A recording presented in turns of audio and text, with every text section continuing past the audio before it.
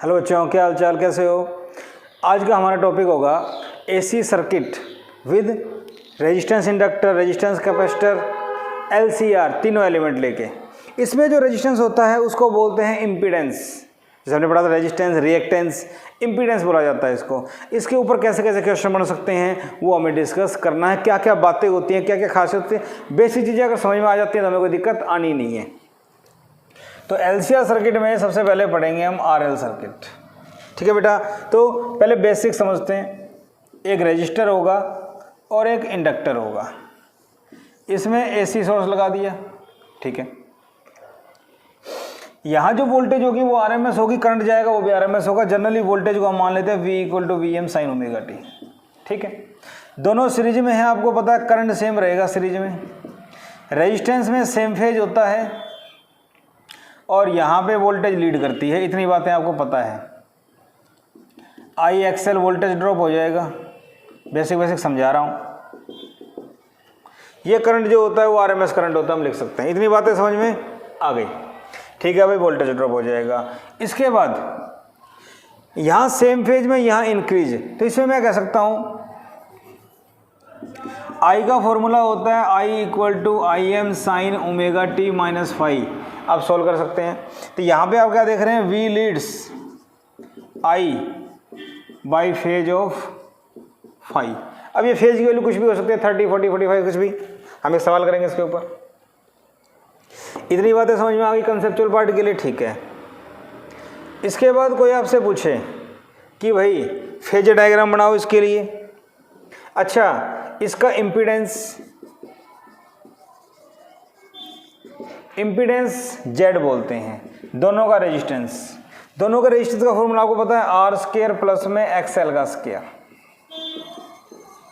R² plus में XL क्या होता है, 2 पाई न्यू एल। ये आगे मेरे पास, ठीक है। अब Z और फ्रीक्वेंसी में ग्राफ पूछ लें साथ साथ। फ्रीक्वेंसी और Z में मान लो ग्राफ। तो अगर मैं कहूँ यहाँ पे अगर फ्रीक्वेंसी 0 है तो Z क्या हो गया, R। अगर ये 0, R² का रूट R, इसका मतलब फ्रीक्वेंसी 0 है तो ये R के बराबर होगा। इसके बाद ये ऐसे इंक्रीज होगा। समझ में आ गई बात। तो ये ग्राफ नोट कर लें, अच्छा है, आ सकता है एग्जाम में। इतनी बात मुझे समझ में आ गई। I के बारे में पता लग गया, V के बारे में पता लग गया, इम्पीडेंस के बारे में पता लग गया। ओके, इसके बाद फेजर।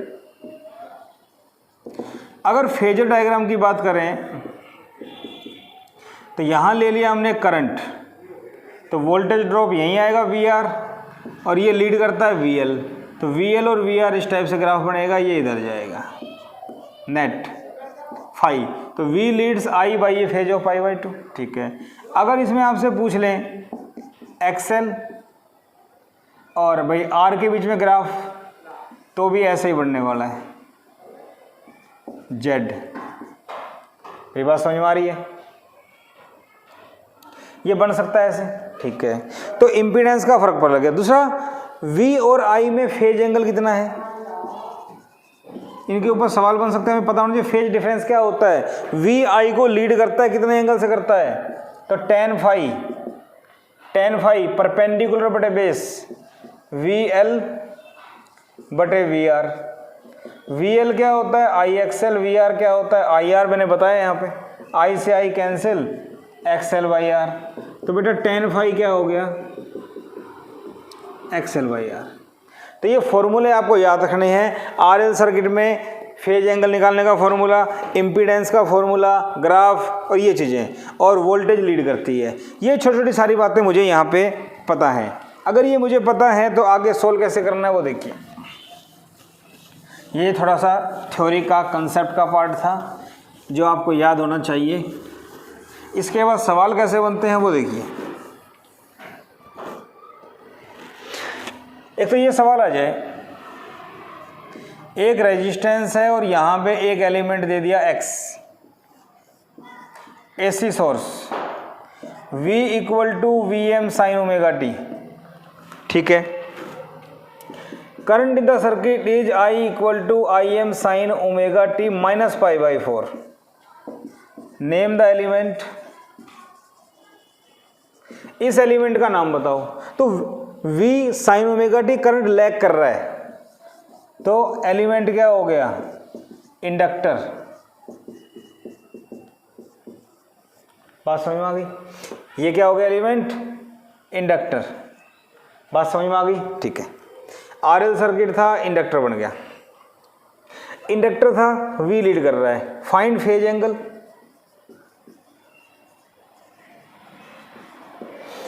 ठीक है, सॉरी फाइंड फेज एंगल नहीं, हाँ find phase angle and impedance. तो फेज एंगल की अगर बात करें तो बेटा दे रखा है π/4, पहले ही दे रखा है, यही होता है। और tan फाई क्या होता है, XL/R। तो tan π/4 45 ही तो होता है XL/R। tan 45 1 होता है XL/R। XL इक्वल टू क्या हो गया, R। इम्पीडेंस का फॉर्मूला क्या होता है, रूट R² प्लस में XL का स्क्वायर। R² प्लस में R², क्योंकि XL भी R है, 2R² का रूट 2R। तो इम्पीडेंस कितना आ गया बेटा, √2R। मेरे ख्याल से आप लोगों को बात समझ में आ गई। इजी सा सवाल था, लेकिन 2 या 3 नंबर में आ सकता है, इंपॉर्टेंट। R एलिमेंट का नाम बताओ तो V लीड कर रहा है, इंडक्टर हो जाएगा। एंगल दे रखा है फाई, यहाँ से निकाल के ये आ जाएगा। सिंपल सवाल है, थोड़ा ध्यान दीजिए। ऐसा ही सवाल ये कैपेसिटर के लिए बन जाएगा। ठीक है, ओके। अब कुछ न्यूमेरिकल वैल्यू के सवाल, न्यूमेरिकल्स बोल देते हैं उसको। तो वो क्या बन सकता है, कैसे बन सकता है, वो देखो। सपोज करो आपको सवाल दे दिया एक इंडक्टर और एक रेजिस्टर एसी सोर्स में इस टाइप से जोड़ दिया। इंडक्टर दे रखा है 0.50 हेनरी और रजिस्टर आपको दिया हुआ है 100 ओम। ये चीज़ें आपको दे दी। ये दे दिया 240 वोल्ट, ये दे दिया 50 हर्ट्ज। तो मैंने आपको पीछे कहा था यहाँ जो वोल्टेज होती है ये आरएमएस वोल्टेज होती है, वर्चुअल, ई या वी कुछ भी लिखो। ये फ्रीक्वेंसी होती है 50 हर्ट्ज। क्या ये बात समझ में आती है, वर्चुअल वोल्टेज। ओके, अब आपसे पूछा पहला फाइंड इम्पीडेंस, सॉल्व कर लेंगे। दूसरा पार्ट आपसे पूछा find RMS and maximum current, ये बता दो। तीसरा पार्ट आपसे पूछ लिया time lag between I max and V max. वो एक ही बात है, आई मैक्स वी मैक्स या आई वर्चुअल वी वर्चुअल, एक ही बात है, इससे कोई फर्क पड़ने वाला नहीं है।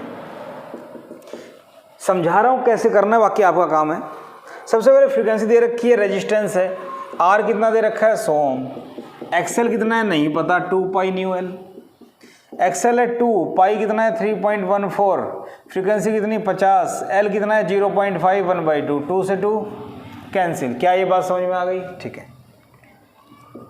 यहाँ अगर देखा जाए तो 2 को मत काटो, आसान हो जाएगा। 50 गुणा 2 100, 314/2। तो एक्सएल आ गया 2 एकम 2, 1 बचेगा 2 5 10, 157। बात समझ में आ गई? एक्सएल मेरे पास आ गया। अब इसने पहला पार्ट क्या पूछा है, इम्पीडेंस। तो आर कितना है 100 का स्क्वायर, ये है 157 का स्क्वायर। जो भी आएगा सोल्व कर लेंगे। मेरे ख्याल से जेड समझ में आ गया क्या करना है, आई। यहाँ जो आई निकलेगा बेटा वो आई वर्चुअल निकलेगा, क्योंकि ये वोल्टेज वर्चुअल दे रखी है। तो वी वर्चुअल कितना है 240, यहाँ पे क्या आ जाएगा जेड 100 का स्क्वायर प्लस 157 का स्क्वायर। सोल्व कर लेंगे इसको, ठीक है। तो इसको अगर सोल्व करते हैं तो आई वर्चुअल की वैल्यू कुछ तो आएगी, कर लेंगे। इसके बाद अगर आपको निकालना है आई मैक्स, तो आई वर्चुअल होता है IM/√2, IM IV into √2। Solve कर लेंगे अपने आप। देखो कैलकुलेशन में करूँगा टाइम वेस्ट होगा, आपको करना है। गुणा भाग करो, IV का फॉर्मूला V, हमने ओम्स लॉ पढ़ा है V/Z, लेकिन वर्चुअल दे रखा है तो वर्चुअल/Z। अब मैक्सिमम पूछा है तो IV निकाल के ये लगा दो, RMS का फॉर्मूला। क्या ये बात समझ में आ गई? ठीक है। अब इतना करने के बाद आपसे इन्होंने पूछ लिया करंट के बाद टाइम लैग। सबसे पहले टाइम लैग का फॉर्मूला क्या होता है? टाइम लैग होता है बेटा φ/ω। ओमेगा तो 2 पाई न्यू, फ्रीक्वेंसी हमें फाई चाहिए, तो tan फाई क्या होता है XL/R। ठीक है। एक्सेल कितना आया 157, आर कितना है 100, तो tan फाई कितना आ गया 1.57। tan फाई कितना आ गया भाई 1.57, तो फाई नियरली 57 डिग्री के आसपास आता है। ठीक है, तो टाइम क्या हो गया बेटा 5/ω। 57 डिग्री को रेडियन बनाओ, 2 पाई, न्यू कितना है 50, तो पाई से पाई कैंसिल, इसको सोल्व कर लो टाइम आ जाएगा। क्या मेरी बात समझ में आई? तो आपसे अगर पूछा जाए इम्पीडेंस, इम्पीडेंस का फॉर्मूला होता है जेड, करंट V/Z, करंट के बाद आपसे टाइम लैग 5/ω, फाई यहाँ से निकलेगा। कंसेप्ट समझो, स्टेप समझो, करना क्या है, बाकी कोई दिक्कत नहीं है। मेरे ख्याल से समझ में आ गई बात, करना क्या है इस सवाल में। ओके, तो इस टाइप का सवाल अब अलग अलग वैल्यू लेके कुछ भी बन सकते हैं। मेरे ख्याल से आपको बात समझ में आ गई, करना क्या है। तो RL सर्किट के ऊपर इस टाइप के सवाल बनेंगे, आप लोग कर सकते हो। ठीक है, इसके बाद और सवाल इसमें क्या बन जाते हैं, देखिए RL सर्किट के ऊपर सपोज करो आपको दे दिया ये रेजिस्टेंस R, ये इंडक्टर है 3R, V = Vm sin ωt, सवाल दे दिया। ठीक है, इसके बाद आपसे पूछ लिया फाइंड इम्पीडेंस। इम्पीडेंस बताओ, तो इसका इम्पीडेंस क्या होगा, Z = √R² प्लस में XL का स्क्वायर। ये 3R क्या होता है XL, तो जरा यहाँ सिंपल देखो, R² प्लस XL क्या है 3R, 3 का स्क्वायर 9, tan R², तो √10R इम्पीडेंस आ गया। इसी टाइप से मान लो आपसे करंट वगैरह पूछ लें, I वर्चुअल क्या होगा V virtual by Z, Z आपके सामने है, तो Z की वैल्यू क्या हो जाएगी √10R। सॉल्व कर लो इसको, जो भी आएगा। तो जस्ट इस टाइप से मैंने एक बातें बताई आपको, ऐसा सवाल आ जाए तो हम लोग कर सकते हैं। ठीक है भाई, इसके बाद में बात आ जाती है कि कैपेसिटर को लेके और क्या सवाल बनेंगे इसमें। RC सर्किट देखें, RC सर्किट में एक रेजिस्टर, एक कैपेसिटर AC सोर्स के साथ जोड़ दिया। बात समझ में आ रही है मेरी? RL सर्किट में वोल्टेज लीड कर रही थी, RC सर्किट में करंट लीड करेगा, चीज़ें वही हैं। ठीक है, यहाँ देखा जाए करंट तो सेम है, वोल्टेज सेम फेज में है, यहाँ वोल्टेज पीछे है, यहाँ वोल्टेज होती है IR, यहाँ वोल्टेज होती है Q/C, V = Q = CV होता है। अच्छा, इसके बाद करंट की इक्वेशन होती है I = Im sin ωt plus phi, phi की वैल्यू कुछ भी हो सकती है। इसका मतलब I leads V by phase of phi. इतनी बात समझ में आ गई? ठीक है, यहाँ पे अगर मैं बात करूँ इम्पीडेंस की, Z होता है R² प्लस में XC का स्क्वायर, R² प्लस में 1/2 पाई न्यू C इसका स्क्वायर। क्या मेरी बात समझ में आ रही है? ये आपके पास क्या हो गया Z। अब Z के बाद अगर आपसे कोई पूछे कि भाई चलो ठीक है इम्पीडेंस हो गया, इम्पीडेंस Z आ गया, एक ग्राफ पूछ लें फ्रीक्वेंसी और Z के बीच में, तो ज़रा यहाँ देखो, अगर न्यू 0 है 1/0 इन्फिनिटी, Z क्या हो गया इन्फिनिटी, और अगर न्यू इन्फिनिटी है, न्यू इन्फिनिटी 0, तो Z = R। तो ये Z R के बराबर ऐसे ग्राफ आएगा। फ्रीक्वेंसी इन्फिनिटी है तो ये घटता घटता Z R के बराबर हो जाएगा, अदरवाइज ये इन्फिनिटी। इस टाइप से ग्राफ आएगा, रेक्टेंगुलर हाइपरबोला। तो ये ग्राफ भी समझ में आ गया। फेजर जैसे इंडक्टर में किया था वही चीज़ें हैं, Z निकाल लिया, ग्राफ बन जाएगा। इंपॉर्टेंट चीज़ें नोट करने वाली, कैसे बना आपके सामने है, फ्रीक्वेंसी को एक बार 0 करो, इन्फिनिटी आएगा, यहाँ पे इन्फिनिटी, ये इन्फिनिटी तो R के बराबर आ जाएगा, बिल्कुल 0 नहीं होगा। ठीक है, फेजर कैसे बनेगा, ये V ओमेगा टी। क्या मेरी बात समझ में आ रही है? ठीक है, ये वहाँ बनाते थे, यहाँ पे थोड़ा सा हमें चेंज करना माइंड में यूज करके।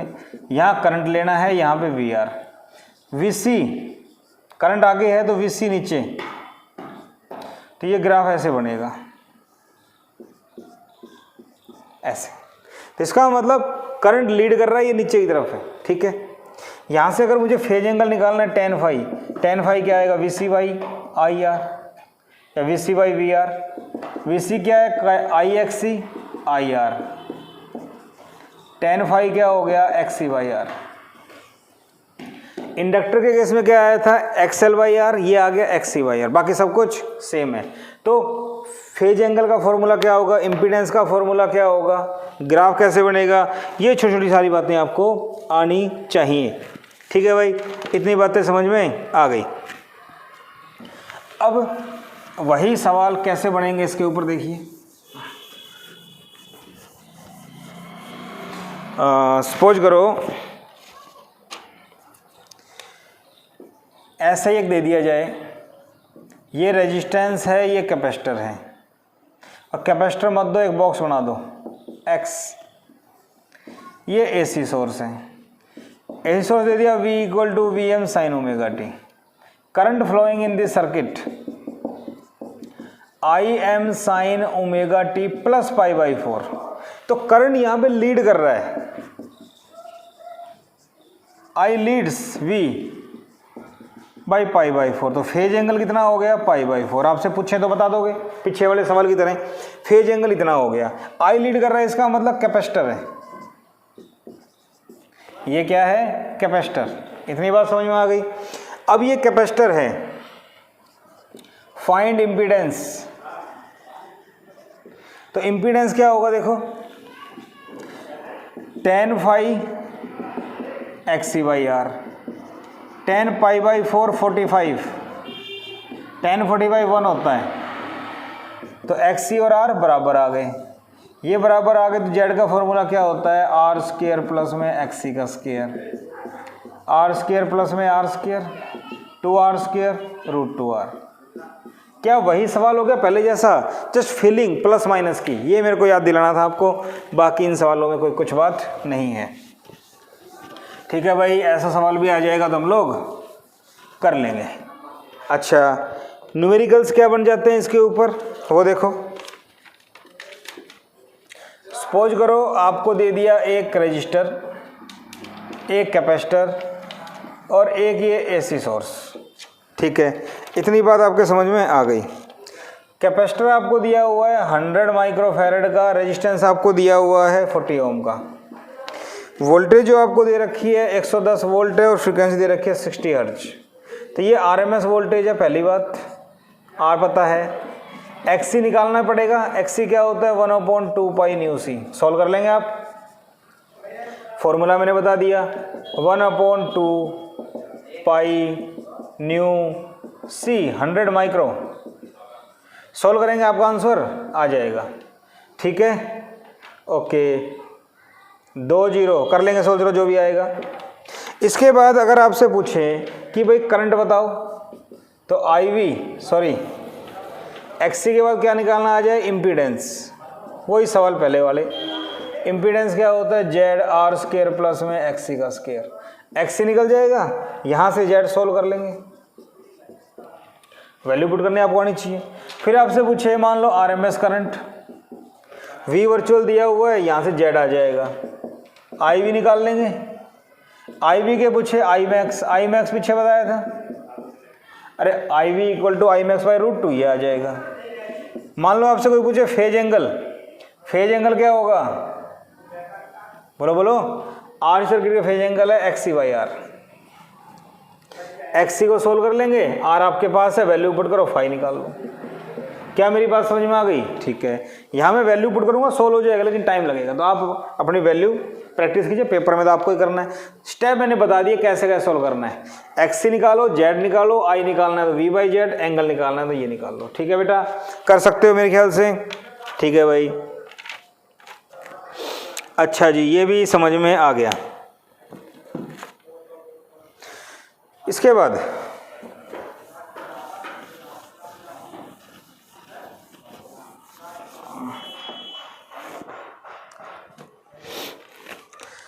RL सर्किट हो गया, RC सर्किट हो गया, अब आता है LCR सर्किट। LCR सर्किट में क्या होगा, एक रेजिस्टर, एक इंडक्टर और एक कैपेसिटर। काफ़ी इंपॉर्टेंट है, थ्योरी आपको आती है, पेपर में आ जाती है। V = VM sin omega t। Okay, current तीनों में सेम सीरीज है, वोल्टेज इसमें सेम फेज में, इसमें वोल्टेज लीड करती है और इसमें वोल्टेज लैग करती है। ये बातें समझ में आ गई, ठीक है। इसमें अगर आपसे पूछें, L दे रखा है, अगर आपको XL निकालना है तो 2 पाई न्यू L, XC निकालना है 1/2 पाई न्यू C। और अगर आपसे पूछे कोई इम्पीडेंस, तो बेटा इम्पीडेंस क्या होगा, R² plus XL minus XC का होल स्क्वायर। जरूरी नहीं है कि XL माइनस XC हो, XC माइनस XL भी होता है। यहाँ पे XL डोमिनेट कर रहा है, XL ज़्यादा है इसलिए, ठीक है। वोल्टेज का कोई फॉर्मूला पूछे तो ये हो जाएगा VR का स्क्वायर प्लस में VL माइनस VC का होल स्क्वायर। क्या इतनी बात समझ में आ गई, ठीक है। अब Z आ गया, V आ गया। कोई आपसे पूछे भाई tan फाई होगा VL माइनस VC बटे में VR। सोल्व करेंगे, IXL, IXC, IR, I common, XL minus XC बटे R। यहाँ से फाई निकल जाएगा, XL माइनस XC बटे R करेंगे, यहाँ से फाई निकल जाएगा, फेज एंगल हम निकाल सकते हैं। फेजर डायग्राम कैसे बनाए जरा सुनो ध्यान से। I इधर VR, इधर VC, सॉरी VL ज़्यादा है, ये VC, VL में से VC माइनस करेंगे तो ये बन जाएगा VL माइनस VC, ये बन गया नेट V फाई। तो यहाँ से देखो tan फाई क्या आया, परपेंडिकुलर बटे बेस, VL माइनस VC बटे R बन रहा है, ठीक है। और यहाँ से इम्पीडेंस भी निकल जाता है, ये इसका स्क्वायर प्लस में इसका स्क्वायर, ठीक है। ठीक है भाई, ये बातें मुझे समझ में आ गई। अब सारी बातें आ गई, फेज एंगल वगैरह, tan फाई वगैरह ये हो गया। अगर XC ज़्यादा हो तो XC माइनस XL हो जाएगा, नोट करने वाली बात है। अगर XC ज़्यादा है XL से तो tan फाई क्या होगा, XC माइनस XL बटे R। यहाँ भी VC minus VL, XC minus XL, कोई दिक्कत नहीं है, कर सकते हैं, समझाने के लिए बताया, ठीक है भाई। ये बात भी समझ में आ गई। अब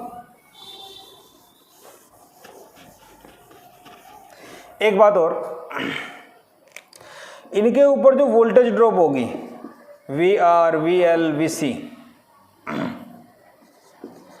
instantaneous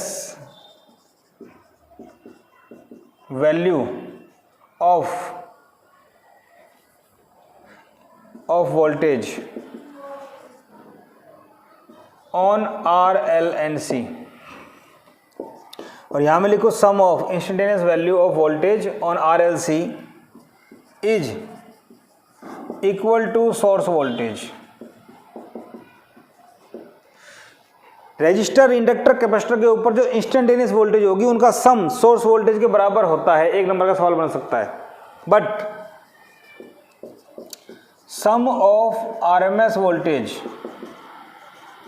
on RL and C is not equal to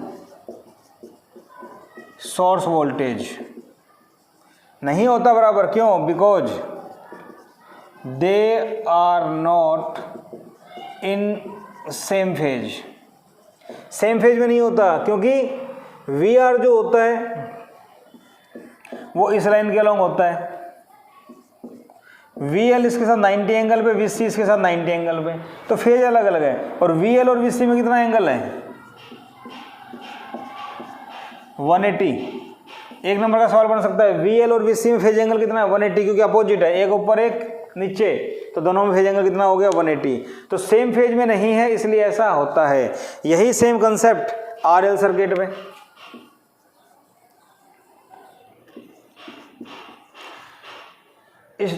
The sum of instantaneous voltage on RL, L, R and L is equal to source voltage.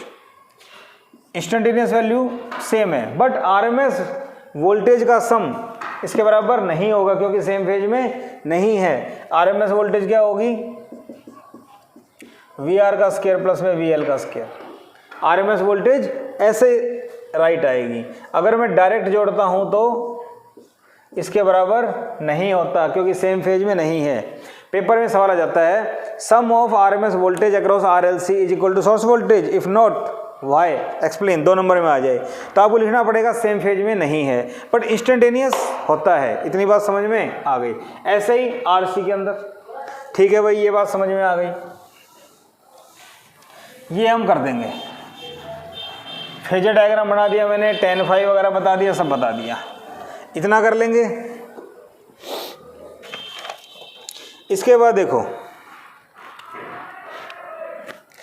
Question आ जाए, ये सारा समझा दिया मैंने।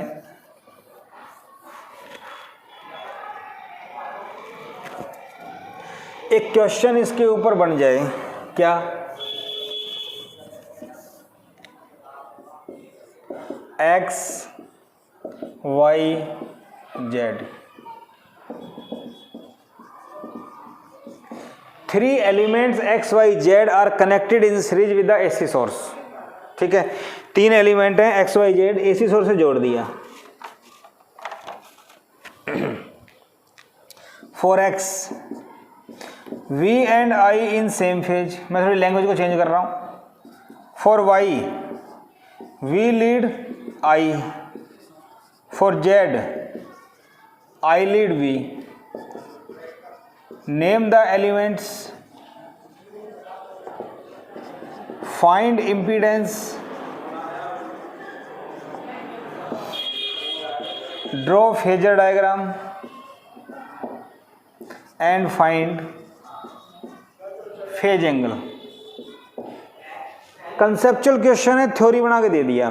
V और I सेम फेज में है, इसके लिए तो this is register, voltage lead कर रही है inductor, this is capacitor.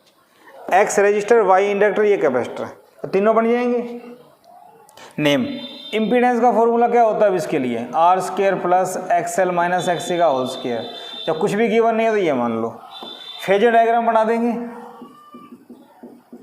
VR VL VC VL minus VC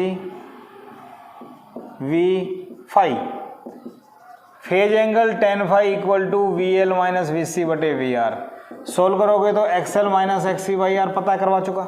तो थ्योरी का ही पार्ट है, घुमा के दे दें इस टाइप से, तो ये भी कर सकते हैं। ठीक है भाई, मुझे बात समझ में आ गई, तुम्हें भी आ गई। ओके, इतना मैं कर सकता हूँ। ठीक है भाई, ठीक है।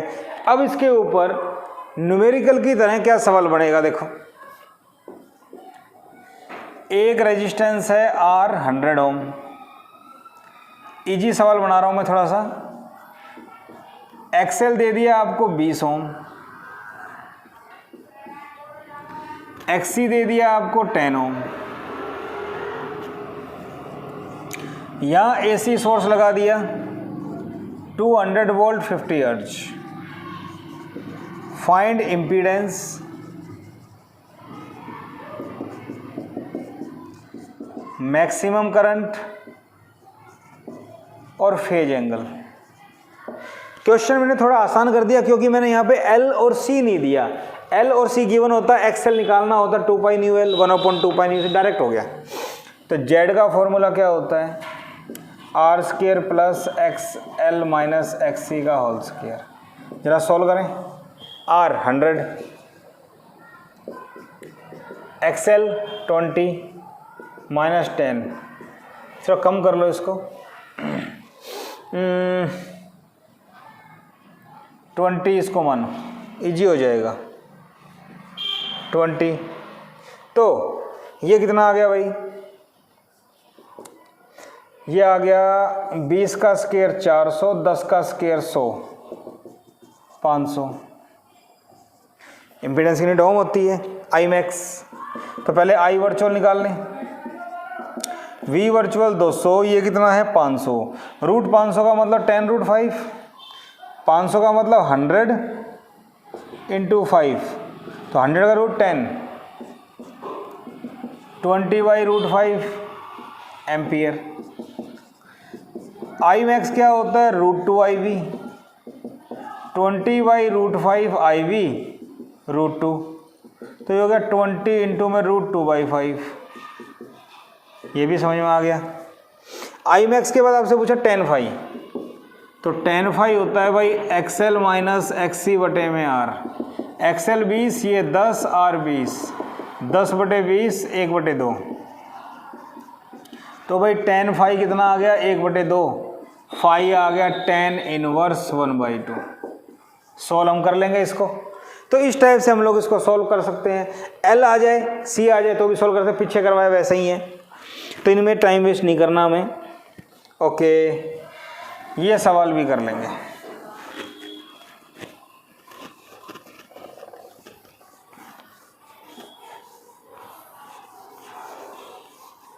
अब आप सोच रहे हो कि इम्पीडेंस और फ्रीक्वेंसी का ग्राफ नहीं बनाया। इम्पीडेंस और फ्रीक्वेंसी का ग्राफ खास बात नहीं, अभी पढ़ेंगे हम। रेजोनेंस, रेजोनेंस क्या होता है, रेजोनेंस में कैसे बनेगा वो देखो। रेजोनेंस में सीरीज LCR सर्किट होता है, R, L और C। AC सोर्स होता है। यहां ध्यान रखने वाली बात है, वेरिएबल फ्रीक्वेंसी होती है, ठीक है। जब इस फ्रीक्वेंसी को हम वेरी लो से हाई तक चेंज करते हैं तो यहाँ जो इम्पीडेंस होता है ना, R² plus XL minus XC, ये तो एट ए पर्टिकुलर फ्रीक्वेंसी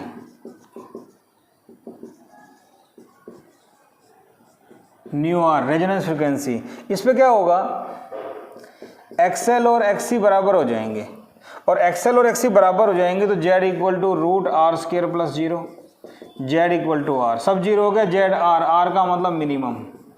तो इसका मतलब जब आपका रेजोनेंस होता है तो इम्पीडेंस R के बराबर होता है, इन दोनों का काम नहीं होता, ठीक है। और इसको नॉन इंडक्टिव सर्किट बोल देते हैं। नॉन इंडक्टिव इसलिए क्योंकि यहाँ पे XL ज़्यादा है। अगर कैपेसिटर ज़्यादा होता तो नॉन कैपेसिटिव सर्किट कोई दिक्कत नहीं है, सिर्फ R का काम हो रहा है, बाकी दोनों का इफेक्ट यहाँ पे 0 हो रहा है, ठीक है।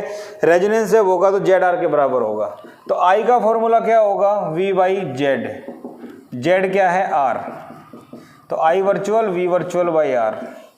I निकालने का फॉर्मूला tan phi क्या होता है, XL माइनस XC बटे R, ये दोनों बराबर हैं 0।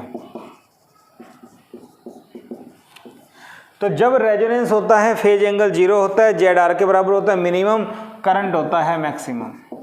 समझ में आ गई बात। ये छोटी छोटी बातें आपको ध्यान रखनी है। दूसरा, ये दोनों बराबर हैं, सोल्व करेंगे तो रेजोनेंस फ्रीक्वेंसी का फॉर्मूला आता है 1/2 पाई न्यू C, सॉरी 1/2 पाई √LC, और 2 पाई को ऊपर ले आओ, ओमेगा R बोलेंगे 1/√LC। तो resonance angular frequency, resonance frequency, इनके ऊपर डायरेक्ट सवाल आ जाएंगे। L दे देंगे, C दे देंगे, बताओ न्यू R क्या होगा, तो हम लोग निकाल सकते हैं। L और C दे दिया, बता दो क्या है, निकाल सकते हैं, ठीक है। ये बात मुझे समझ में आ गई। ओके, तो रेजोनेंस में ये बातें समझ में आ गई, XL XC। अब ग्राफ कैसे बनता है वो देखो।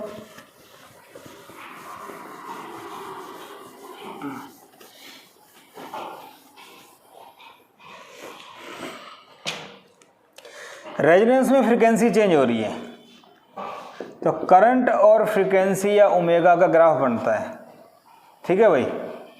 तो करंट का फॉर्मूला क्या होता है, V/Z, V/R पता है ना आपको,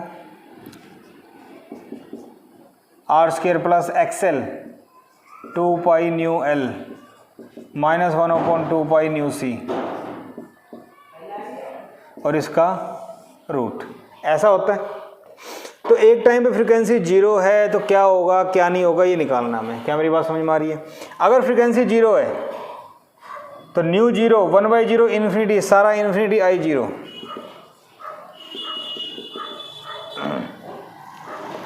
बोलो। अगर न्यू 0 1/0 इन्फिनिटी, सब इन्फिनिटी V/∞ 0, तो ये यहाँ से स्टार्ट होगा, ऐसे ही बढ़ता जाएगा। तो ये ग्राफ इस टाइप से आता है, ठीक है, किसी किसी बुक में ये ऐसे भी गिवन होता है, तो कोई फर्क नहीं पड़ने वाला। जिस टाइम पे करंट मैक्सिमम है वो रेजोनेंस फ्रीक्वेंसी है। तो इसका मतलब जब रेजोनेंस होता है उस टाइम करंट मैक्सिमम होता है, जब रेजोनेंस होता है उस टाइम करंट मैक्सिमम होता है। और तो at nu equal to nu R I max Z minimum, resistance minimum current maximum. Generally इसका यूज कहाँ होता है, इन ट्यूनिंग, जैसे एफएम वगैरह होता है उसकी नोब को घुमाते हैं, तो उसमें एल और सी की फ्रीक्वेंसी और बाहर जो वहाँ सराउंडिंग में इलेक्ट्रोमैग्नेटिक वेव है उसकी फ्रीक्वेंसी जब मैच कर जाती है तो रेजोनेंस होता है, और एकदम करंट बहुत ज़्यादा फ्लो कर जाता है। करंट बहुत ज़्यादा फ्लो करेगा तो अच्छे वाला गाना आता है, सॉन्ग, न्यूज, कुछ भी, तो करंट मैक्सिमम हो जाता है जब रेजोनेंस होता है। ये बात समझ में आ गई। इसी में मान लो बाई चांस आपसे पूछ ले कि इम्पीडेंस और फ्रीक्वेंसी का ग्राफ बनाओ, तो इसका जस्ट उल्टा, जब रेजोनेंस होगा तो ये जेड आर के बराबर होगा, तो जेड मिनिमम इसके बराबर होगा, उल्टा ग्राफ बनाया। तो ये मेरी बात समझ में आ गई। तो ये चीज़ें नोट करने वाली हैं, आपको आनी चाहिए। ठीक है भाई, इतनी बात समझ में आ गई। रेजोनेंस में ये होता है LCR circuit at resonance is also called acceptor circuit. LCR circuit resonance में है तो इसको एक्सेप्टर सर्किट भी बोल देते हैं। क्या ये बात समझ में आ गई? ठीक है। अब रेजोनेंस में क्या सवाल बन जाते हैं, आपको दे दिया सवाल ये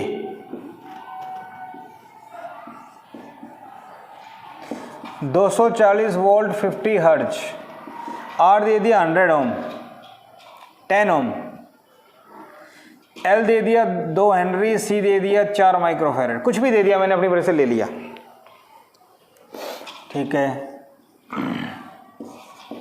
find impedance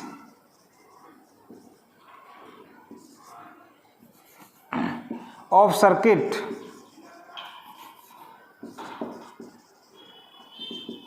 when current is maximum. Circuit का इम्पीडेंस बताओ जब करंट मैक्सिमम है, and find frequency eight which current is maximum. मान लो ये सवाल दे दिया घुमा के, अब इसमें कहीं भी रेजोनेंस की बात नहीं आ रही, रेजोनेंस की बात नहीं आ रही, लेकिन क्या दे रखा है, current is maximum. Current maximum कब होता है बेटा? रेजोनेंस के ऊपर। करंट मैक्सिमम कब होता है? रेजोनेंस के ऊपर। तो यहां पे रेजोनेंस होगा, यहां पे रेजोनेंस होगा। क्या मेरी बात समझ में आ गई? तो at resonance Z equal to R, तो इम्पीडेंस तो हो गया 10 ओम, खत्म। Frequency 1/2 pi root L C, L दे रखा है, सी दे रखा है, सोल्व कर लो। 2 गुणा 4 8,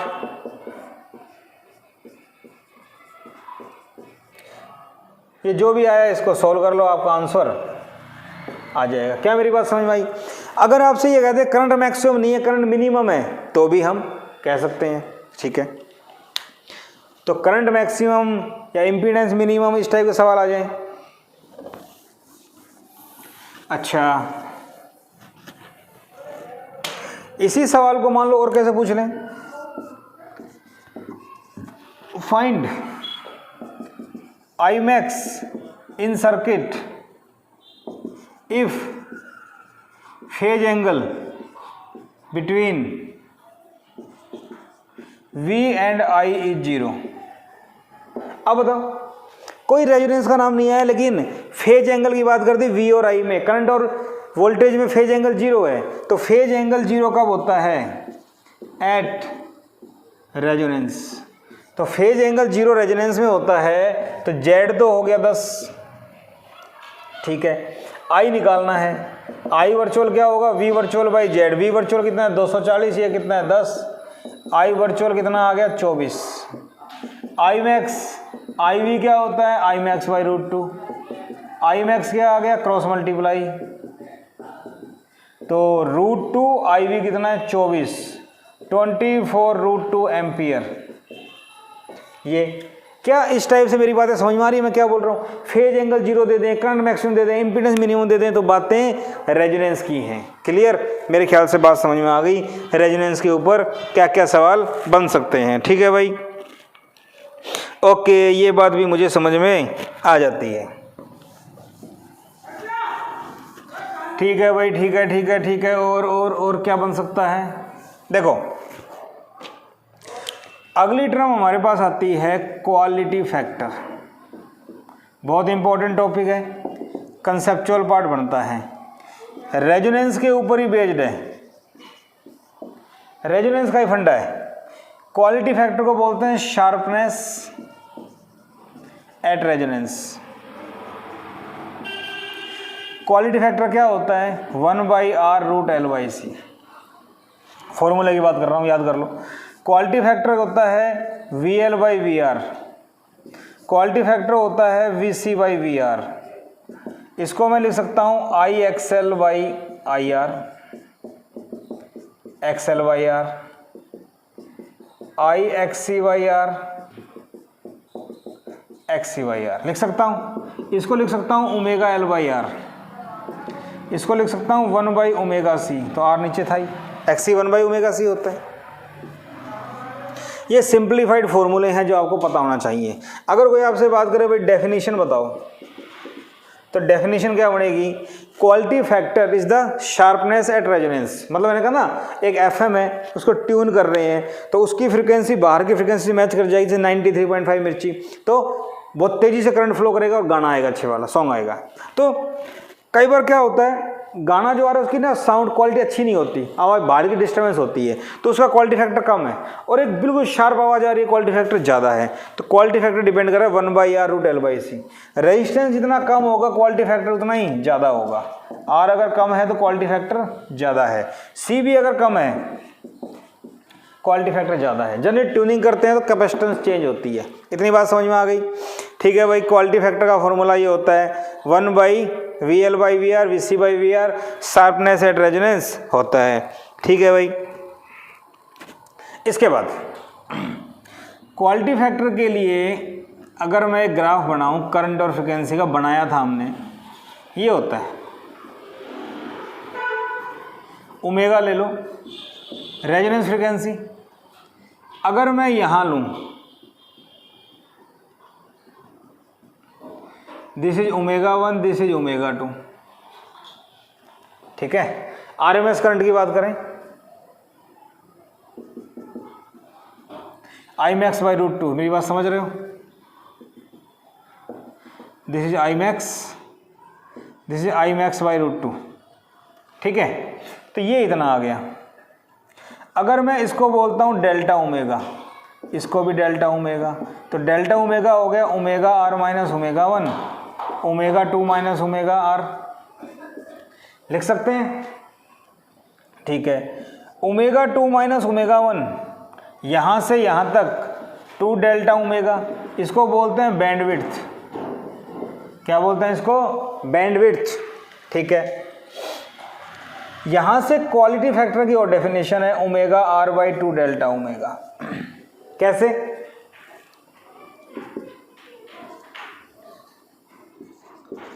रेजोनेंस एंगुलर फ्रीक्वेंसी बटे में बैंडविड्थ, टोटल बैंडविड्थ ही है, तो रेजोनेंस फ्रीक्वेंसी बटे में बैंडविड्थ। इतनी बात समझ में आ गई? ओके, यहां से इसको हटाओ। इसके बाद यहां देखो ωR बटे में 2 डेल्टा ओमेगा। अगर इसको यहां से चेक करें, सिंस Q = ωL/R, क्योंकि मैंने बताया क्वालिटी फैक्टर रेजोनेंस के लिए तो ωR के बराबर है, तो ωR और डेल्टा ओमेगा, तो ये किसके बराबर होना चाहिए? ऑन कंपेयरिंग, कंपेयर करेंगे तो 2 डेल्टा ओमेगा किसके बराबर आया नीचे, आर बाई एल। अरे बोलो किसके बराबर आया, R by L, delta omega R by 2l। क्या मेरी बात समझ में आई? किसी बुक में कंफ्यूजन क्या हुआ है, क्या यहाँ से यहाँ तक के पूरे को डेल्टा ओमेगा मान लेते हैं, अगर ये पूरा डेल्टा ओमेगा है तो ये आर बाई एल आया कहाँ से, यहाँ से कंपेयर कर लो इस वाले फॉर्मूले से। समझ में आ गई बात? तो delta omega half bandwidth R by 2l, full bandwidth R by L, R और एल गिवन है तो मैं सॉल्व कर सकता हूँ। ठीक है भाई, ये भी बात समझ में आ गई। ओके, अब आर एल सी दे रखा है, क्वालिटी फैक्टर तो आप निकाल ही लोगे, इसमें कोई परेशानी वाली बात नहीं है। मान लो इसके ऊपर सवाल बन जाए,